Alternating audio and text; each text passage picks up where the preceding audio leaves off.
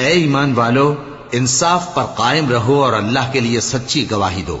خواہ یہ تمہارے اپنے خلاف یا تمہارے ماں باپ اور رشتہ داروں کے خلاف ہی ہو۔ اگر کوئی امیر ہے یا فقیر تو اللہ ان دونوں کا زیادہ خیر خواہ ہے، پس تم خواہش نفس کے پیچھے چل کر عدل کو نہ چھوڑ دینا۔ اگر تم لگی لپٹی بات کہو گے یا سچائی سے پہلو تہی کرو گے تو جان رکھو اللہ تمہارے سب کاموں سے واقف ہے۔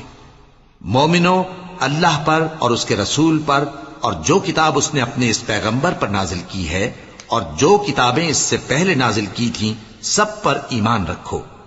اور جو شخص اللہ اور اس کے فرشتوں اور اس کے کتابوں اور اس کے پیغمبروں اور روز قیامت سے کفر کرے وہ رستے سے بھٹک کر دور جا پڑا۔